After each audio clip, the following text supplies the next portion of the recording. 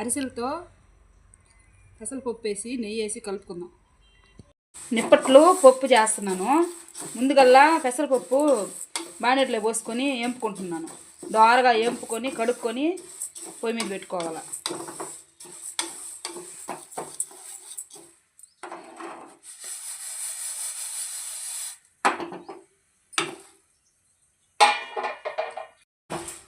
దోరగా వేగిపోయినాయి. వేగిపోతే మంచి వాసన వస్తుంది పప్పు.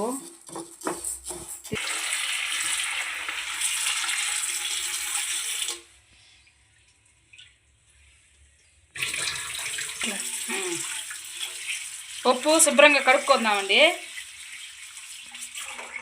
కడుక్కున్న పప్పుని నీళ్ళు పోసుకొని ఉడకబెట్టుకుందాం.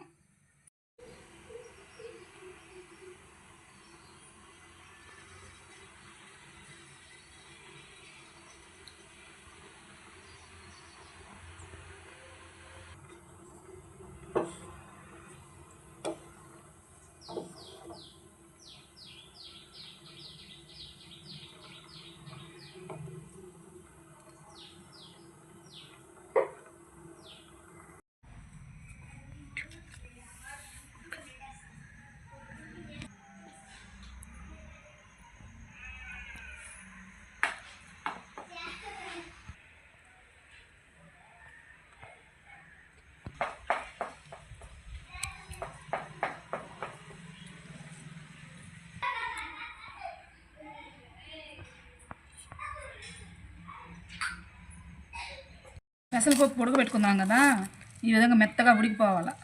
గట్టిగా వచ్చేసేయాలి ఉడకబెట్టుకున్నది. తర్వాత ఒక్కట్లు ఉన్నాయి కదా,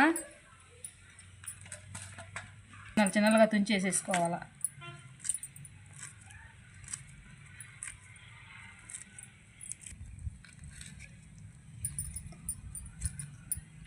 ఇప్పుడు ముక్కలుగా తుంచేసుకున్నాం కదా, బాగా కలిపేసుకున్నాము. మెత్తగా పిసికేసుకున్నాం.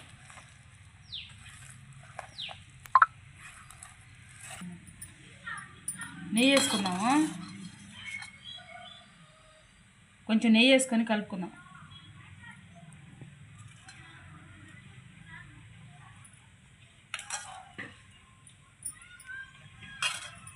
నెయ్యి వేసుకుంటే చాలా బాగుంటుందండి. పప్పు నిప్పటి నెయ్యి ఈ విధంగా పిసికేసుకొని తింటే చాలా బాగుంటుంది. ఆరోగ్యానికి కూడా చాలా మంచిది.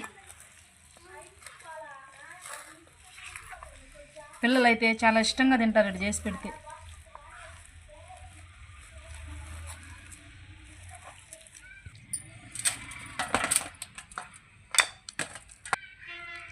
అంతే, చూడండి ఎంత బాగా వచ్చిందో. లడ్డు మాదిరి భలే ఉంటుంది.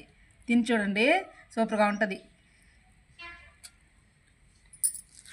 నిప్పటి పప్పు, గట్టి పప్పు రెడీ అయిపోయింది. చాలా బాగుంటుంది. మీరు ఒకసారి ట్రై చేయండి, తిని చూద్దాం ఎలా ఉందో.